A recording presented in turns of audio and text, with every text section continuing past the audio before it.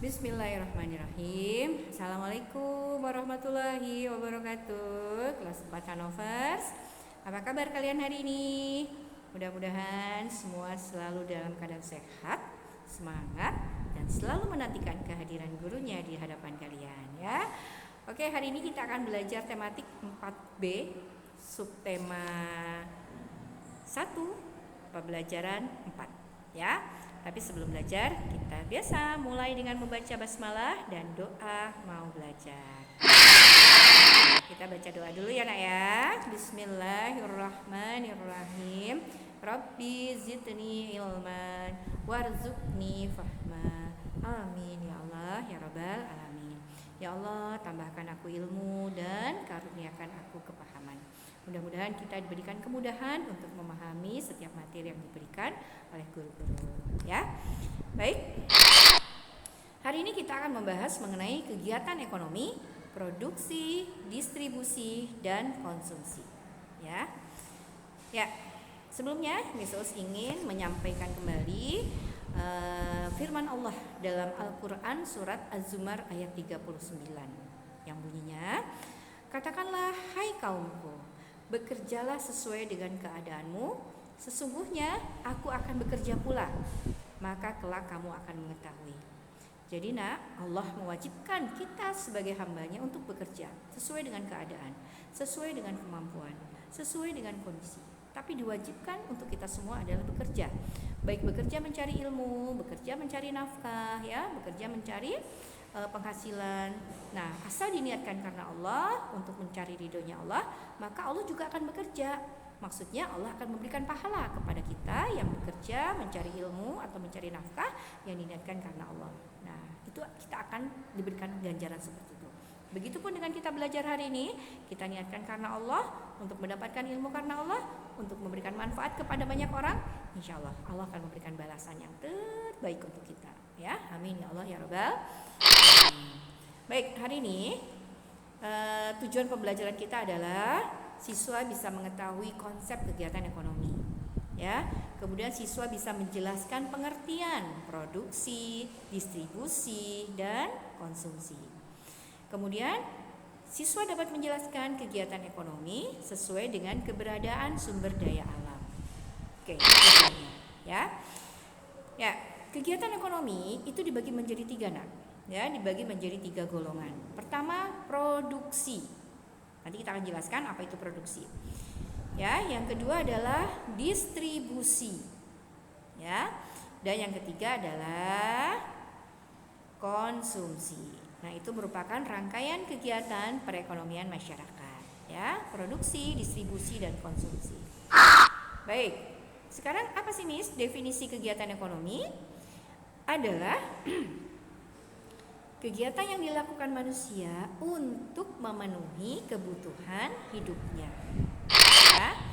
Nah, definisi produksi apa Miss? Definisi produksi adalah produksi adalah kegiatan menambah nilai guna suatu benda atau menghasilkan barang untuk memenuhi kebutuhan manusia. Jadi ada sebuah barang mentah kemudian diolah untuk menghasilkan sesuatu benda yang bermanfaat.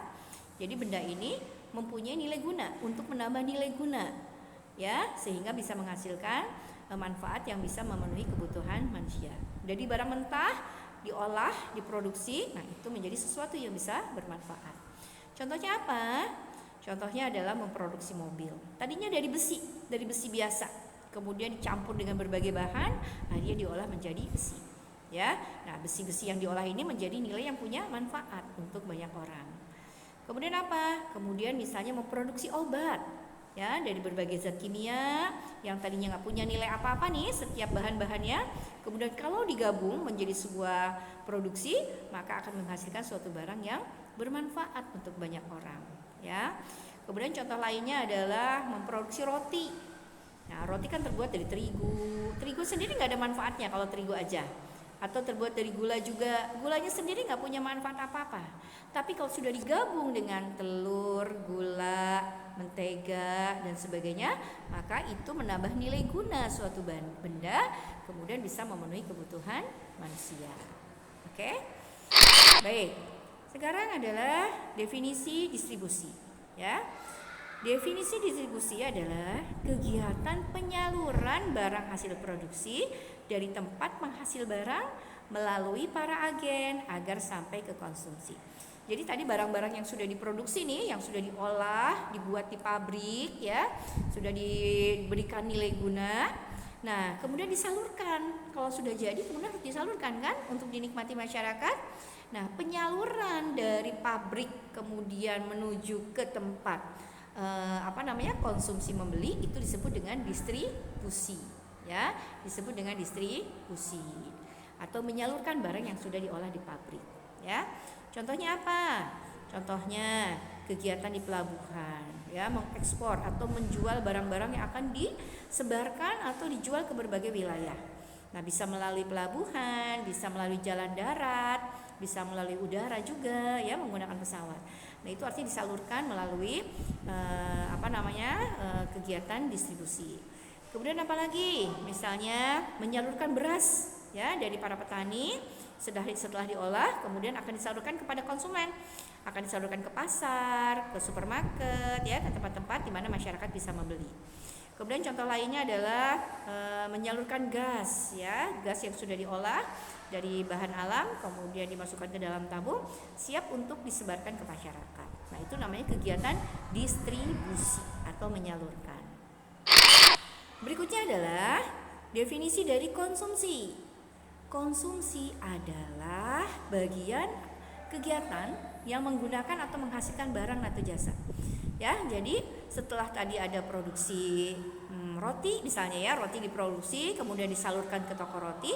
Nah, kemudian oleh para pembeli itu digunakan untuk memenuhi kebutuhannya. Nah, itu adalah disebut dengan kegiatan konsumsi ya, menggunakan produk jasa yang tadi sudah diproduksi dan distribusi ya. Contohnya apa? Contohnya adalah belanja di supermarket ya. Kamu sering kan belanja di supermarket. Nah, kamu tuh disebut melakukan kegiatan konsumsi ya. Kemudian makan di restoran ya, makanan yang sudah diolah kemudian dimakan oleh para pembeli, itu namanya kegiatan konsumsi. Kemudian ada lagi belanja di warung. Nah, belanja di warungnya ini merupakan kegiatan konsumsi. Paham ya? Belanja di supermarket, makan di restoran, belanja di warung, itu merupakan kegiatan konsumsi, membeli hasil olahan produksi yang sudah didistribusikan, dan terakhir adalah kegiatan konsumsi. Oke? Baik, sekarang kita akan membahas jenis pekerjaan masyarakat berdasarkan sumber daya alam ya. Oke, kita sudah bahas kemarin sumber daya alam. Nah, sumber daya alam itu pekerjaan berdasarkan sumber daya alam itu ada 3 ya. Pertama, masyarakat yang tinggal di pedalaman atau di pegunungan. Biasanya pekerjanya sebagai petani pekerjaannya. Ya, kenapa? Karena wilayahnya subur, udaranya sejuk, sehingga tumbuh-tumbuhan dapat dengan baik tumbuhnya ya. Ada petani wortel, petani sayuran, petani teh, petani kopi. Nah, itu biasanya dilakukan oleh masyarakat yang tinggal di pedalaman atau di pegunungan. Ya, karena udaranya sejuk, tanahnya subur. Ya, sehingga cocok untuk bertanam. Yang kedua adalah masyarakat yang tinggal di pantai. Nah, kalau di pantai karena dekat laut, maka banyak yang bekerja sebagai nelayan untuk menangkap ikan, ya. Dan berikutnya adalah masyarakat perkotaan. Biasanya bekerja di bidang perdagangan, perindustrian, pendidikan ya. Banyak masyarakat yang bekerja di kantoran sebagai karyawan, sebagai supir Gojek misalnya, atau yang membuka toko ya, punya perusahaan. Kenapa? Karena masyarakatnya heterogen dan sumber daya alamnya itu tidak punya kekhasan seperti di gunung atau di pantai ya. Itu merupakan pekerjaan berdasarkan sumber daya alam. Ada 3. Di pedalaman bekerja sebagai petani, di pantai bekerja sebagai nelayan, kalau di perkotaan banyak bekerja di bidang perdagangan atau perindustrian. Oke? Ya, itu jadi sumber daya alam setempat akan membentuk karakter masyarakatnya. Ya. Baik. Kesimpulan kita hari ini adalah kegiatan ekonomi adalah kegiatan yang dilakukan manusia untuk memenuhi kebutuhan pokoknya. Yang kedua, kegiatan ekonomi dibagi menjadi 3, yaitu produksi, distribusi, dan konsumsi. Yang berikutnya adalah jenis pekerjaan masyarakat pada umumnya dipengaruhi oleh sumber daya alam yang ada di sekitarnya. sudah materi kita hari ini. Mudah-mudahan bisa dipahami. Selamat belajar dan jangan lupa selalu dibaca dulu materinya ya. Miss Us akhiri pertemuan kita pada hari ini dengan membaca hamdalah. Alhamdulillahirrabbilalamin. Assalamualaikum warahmatullahi wabarakatuh. Hanafarians.